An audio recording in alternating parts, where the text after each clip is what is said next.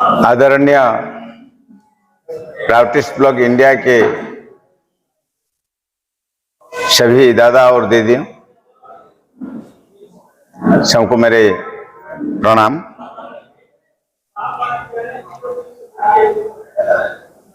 ये राष्ट्रीय अधिवेशन में हम लोग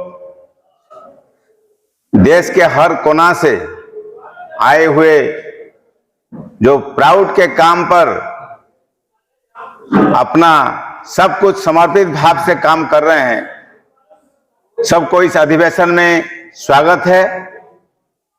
हमारा ओडिशा के बारे में बोलने से पहले मैं दो चार शब्द बोलने के लिए चाहता हूं, क्योंकि पहले भी चर्चा हुआ कि कुछ कंफ्यूजन है कि प्राउड प्रवक्ता श्री PR सरकार, हमारे प्रिय गुरुदेव, PBI को पहले प्रतिष्ठित किए थे और समाज आंदोलन 1979 से उसको थोड़ा आगे बढ़ाने के लिए कुछ बात किए थे। वहां से फिर समाज आंदोलन का बात चला। एक गुरुत्वपूर्ण विषय यही है, बहुत सारी फोर्सेस हैं जो लोग की चाहते हैं कि PBI को गुरुदेव जी ने बैन कर दिया। ये कैसा उनका मन में सवाल आता है, इसके ऊपर मैं दो शब्द बोलने के लिए चाहता हूं, क्योंकि मैं 85 में ऑर्गेनाइजेशन में आया और PBI नाम सुनते सुनते मैं एक स्पिरिचुअल बेस में आया था, लेकिन इस पॉलिटिकल, सोशल, इकोनॉमिक ये सब चैप्टर को मिला जुला के जब समझ गया कि हमारा एक ही अल्टरनेटिव है समाज में अच्छा लाइफ लीड करने के लिए, वही प्राउड है। प्राउड के लिए करना है, प्राउड के लिए मरना है, प्राउड के लिए हर कुछ समर्पित करना है। उसके बाद हमने एक चीज जो भी बोलते हैं कि गुरुदेव जी ने बैन किए हैं PBI को 79 में, मैं यही बोलने के लिए चाहता हूं, PBI का सब कर्मी और जितना भी प्राउड के बारे में जानते हैं सबको और एक बार बोलने के लिए चाहता हूं।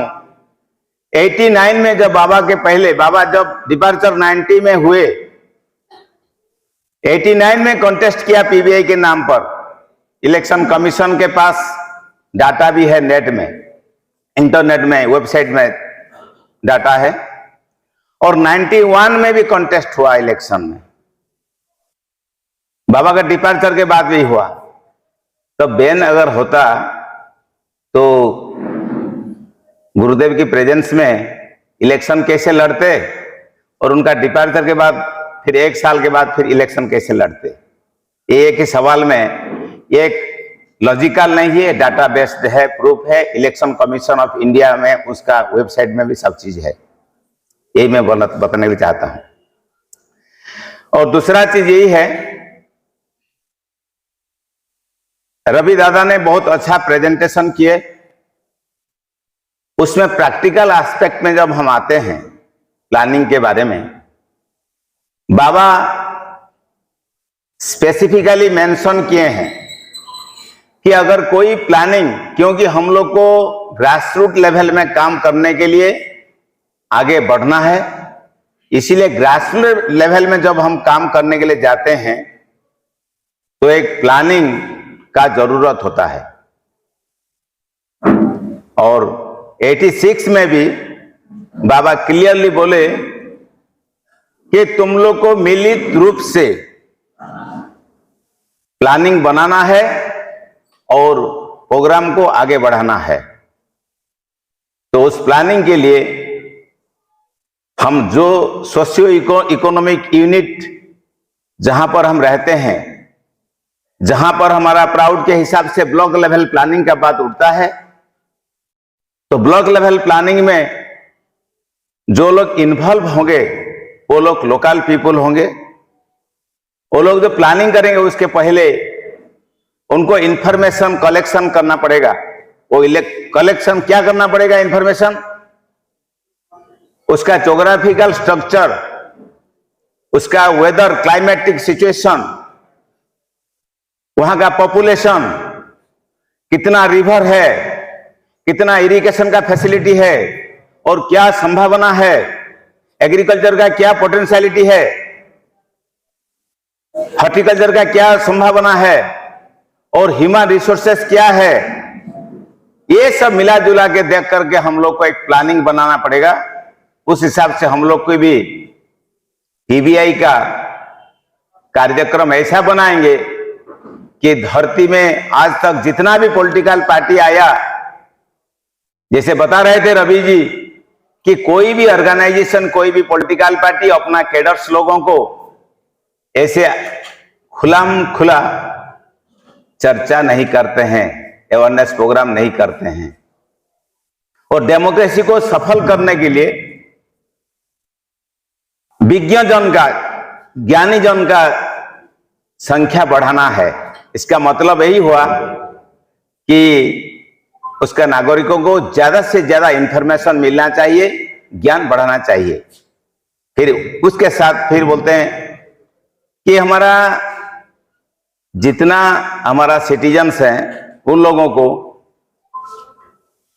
सामाजिक, अर्थनैतिक और राजनैतिक जागरण लाना चाहिए। इसके लिए हमारा उड़ीसा में हमारा एक प्लानिंग बना कि इस बार हम इलेक्शन में हमारा 21 एमपी सीट है, वहां से हमारा 15 सीट में हम लोग कंटेस्ट करने के लिए प्लानिंग है। उसके साथ एक एमपी सीट में 7-7 एमएलए सीट है, 2-3 करके हम लोग को एमएलए, हम पूरा कोशिश करेंगे कि उस हिसाब से भी हम लोग 50 से ज्यादा एमएलए भी कंटेस्ट करना है। और ये जो जागृत मतदाता, इसको करने के लिए, आगे बढ़ाने के लिए हमारा पीबीआई की तरफ से जो प्लानिंग पहले कान्हू दादा बोल चुके हैं, मैं भी और थोड़ा ऐड करके बोलता हूं कि हमारा ऐसा एक प्लानिंग बना है कि हम लोग 6 महीना में लोगों के दृष्टि इतना आकर्षण कर लेंगे कि जैसे पता चलेगा कि मतदाता अधिकार अभियान, शॉर्टली इंग्लिश में MAA, ये पूरा आगे जाएगा और एक वैप्लविक परिवर्तन राजनीतिक, सामाजिक और अर्थनैतिक क्षेत्र में ओडिशा में लाकर ही रहेंगे। इतना ही मेरा बात।